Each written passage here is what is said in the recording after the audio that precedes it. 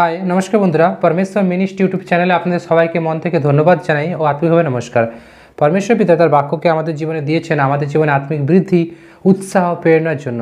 কারণ ঈশ্বরের বাক্য জীবন্ত ও কার্যসাধক, সমস্ত দ্বিধার খড়গ অপেক্ষা তীক্ষ্ণ।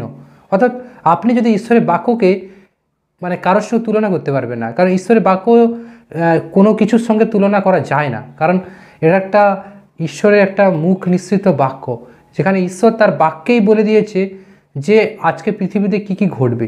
কারণ পৃথিবীতে কী কী আগামী দিনে ঘটবে সেই বাক্যেই বলে দিয়েছে।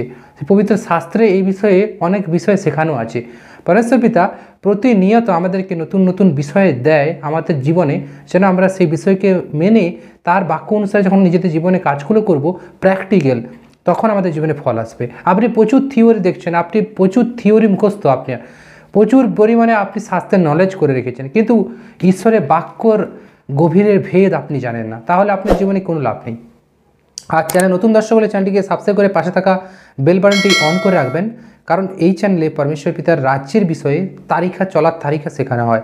কারণ কেমন করে ঈশ্বরের রাজ্যে আপনি চলবেন আর কেমন করে আপনার জীবনে ঈশ্বরের আত্মাকে আপনি রাখতে পারবেন ধরে, এটাই সবচেয়ে বিষয়। কারণ ঈশ্বরের আত্মা প্রত্যেকটা মানুষের মধ্যে থাকে না, এটা আপনাকে বুঝতে হবে। কারণ ঈশ্বরের আত্মা পবিত্র আত্মা, আর স্পিরিচুয়াল আত্মা যাকে বলা হয় হলি স্পিরিট, পবিত্র আত্মা। আর পবিত্র আত্মা আপনার জীবনে কখন থাকবে, কখন আপনি ঈশ্বরের আত্মাকে আপনার জীবনে রাখবেন, আজকে এই বিষয়ে আমি শেখাবো। ওকে, তাই ভিডিওটিকে প্রথম থেকে শেষ পর্যন্ত স্কিপ না করে বা না টেনে টেনে দেখবেন না, কারণ যদি দেখেন তো পুরোটাই দেখুন।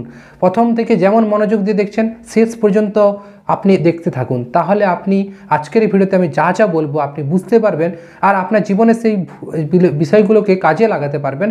তখন আপনার জীবনে দেখবেন আপনি ঈশ্বরের ওয়ার্ড থেকে আশীর্বাদ পাবেন। অনেক মানুষ প্রার্থনা করে, অনেক মানুষ বিশ্বাস করে, কিন্তু তার বিশ্বাসে কাজ হয় না। কারণ পরমেশ্বর পিতা বলল 2024 সালে যদি আপনি নিজেকে চকসি না করেন, চতুরতার আত্মার দ্বারা নিজেকে চালিত না করেন, অর্থাৎ চতুরতার আত্মা বলতে এখানে চকসি আত্মা বলা হচ্ছে, এখানে কোনো মন্দ আত্মার কথা বলা হচ্ছে না। পরমেশ্বর পিতা বারবার চেতনা দেয় যাতে আমরা আরও নিজেদেরকে মজবুত করি এবং আত্মা অনুসারে নিজেদের জীবনকে চালিত করি। ওকে, তাই আসুন কথা না বাড়িয়ে আমি শাস্ত্রে চলে যাচ্ছি, এখান থেকে আপনাদেরকে কিছু কিছু বিষয় আলোচনা করব। ওকে, তো এর জন্য আমি চলে যাব যোহন অধ্যায় 14-15 পদ, অর্থাৎ 14-15 এখানে কি লিখেছে দেখুন। সত্যের আত্মা শিষ্যদের সহায়, অর্থাৎ পরমেশ্বর কি সত্যের আত্মা, আর সে কখন আপনার সহায় হবে এই বিষয়ে স্পষ্টভাবে ভাববাদী দ্বারা লেখা হয়েছে। তাই আসুন আমি পবিত্র আত্মার দ্বারা বিষয়টিকে আপনাদের সামনে তুলে ধরি। তোমরা যদি আমাকে প্রেম করো তবে আমার আজ্ঞা সকল পালন করিবে।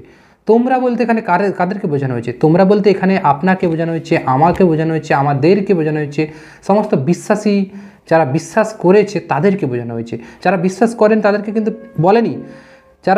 যারা বিশ্বাস করেছে ঈশ্বর আছে বা পরমেশ্বরের পুত্র যিশু, তারা হচ্ছে তাদেরকে পরমেশ্বর বলল যে তোমরা যদি আমাকে প্রেম করো তবে আমার আজ্ঞা সকল পালন করবে আর আমি পিতার নিকটে নিবেদন করব। অর্থাৎ যিশু বলল যে তোমরা যদি আমার আজ্ঞা সকল পালন করো, আমার পিতার কাছে আমি তোমার বিষয় বলবো। কখন আপনি ঈশ্বরের আজ্ঞা পালন করবেন? যখন আপনি ঈশ্বরের বাক্য অনুসারে চলবেন, ঈশ্বরের ব্যবস্থা অনুসারে শুনবেন, তখন আপনি ঈশ্বরের আজ্ঞা পালন করবেন। আর আমি পিতার নিকটে নিবেদন করিব, তিনি আর এক সহায় তোমাদেরকে দিবেন। অর্থাৎ আমাদের জন্য একটা সহায় দিবে যাতে আমরা আরও সুন্দর হতে পারি। তোমাদেরকে দিবেন যেন তিনি চিরকাল তোমাদের সঙ্গে থাকেন। অর্থাৎ ঈশ্বর পরমেশ্বর পিতা আমাদের সঙ্গে সঙ্গে থাকবে চিরকাল। কখন? যখন একটা সহায় আমাদের জন্য আসবে। আর যিশু প্রভু এটা পরমেশ্বরের কাছে রিকোয়েস্ট করবে। ওকে, তিনি সত্যের আত্মা, জগৎ তাহাকে গ্রহণ করিতে পারে না, কেননা সে তাহাকে দেখে না। অর্থাৎ পরমেশ্বরের আত্মা সত্যের আত্মা, তাই জগৎ সংসারের মানুষেরা এটাকে গ্রহণ করতে পারে না। কারণ তারা কি? তারা হচ্ছে মন্দ আত্মার দ্বারা চালিত।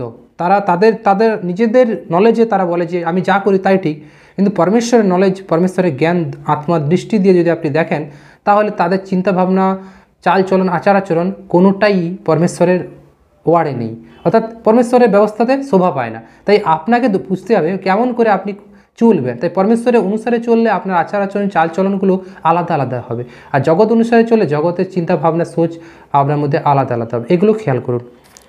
জগৎ তাহাকে গ্রহণ করিতে পারে না, কেননা সে তাহাকে দেখে না, তাহাকে জানেও না। অর্থাৎ সেই যে ঈশ্বরের আত্মা, সত্যের আত্মা, তাকে কেউ দেখে না, তাই গ্রহণ করতে পারে না। কিন্তু আমরা আজকে দেখি না কিন্তু বিশ্বাস করি, তাই আমাদের জীবনে ঈশ্বরের আত্মা আছে।